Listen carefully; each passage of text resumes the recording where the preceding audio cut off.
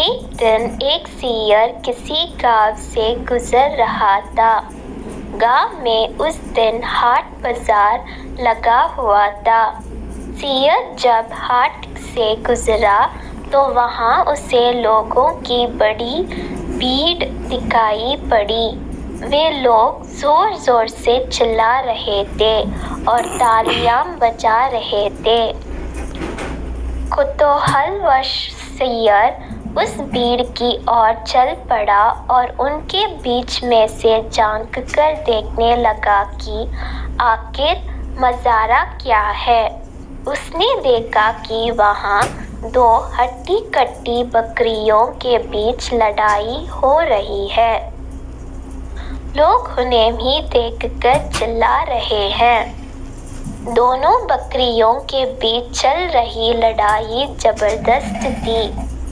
अपनी सींगों के वार से दोनों ने एक दूसरे को लहूलुहान कर दिया था, किंतु जिसके बाद भी कोई रुकने का नाम नहीं ले रहा था। उनके शरीर से बहता हुआ रक्त सड़क पर फैलने लगा था। ताज़ी रक्त की महक जब सियर के नाखूनों तक पहुंची तो उसकी लार टपकने लगी। वह खुद को रोक नहीं पाया और रक्त को चाटने लगा। रक्त को चाटते चाटते वह बकरियों के नज़दीक पहुंच गया।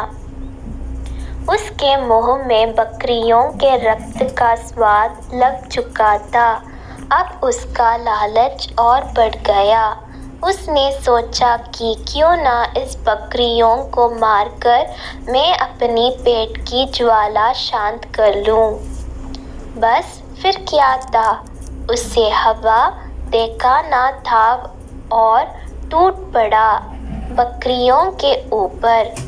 बकरियों हट्टी कट्टी और बलशाली थी। ऊपर से बहुत देर से लड़ते रहने के कारण तैश में भी थी। सियर के अंडेंगे ने उनका क्रोध भड़का दिया और उन्होंने सियर को ऐसी पटकनी दी कि वह चारों काने चित हो गया। उसके बाद बकरियों ने उसकी तब तक धुनाई की जब तक वह मर नहीं गया। सीख, कोई भी कदम उठाने के पहले भली भांति सोच लेना चाहिए। लोभ के वशीभूत होकर उठाया गया कदम पतन की ओर ले जाता है।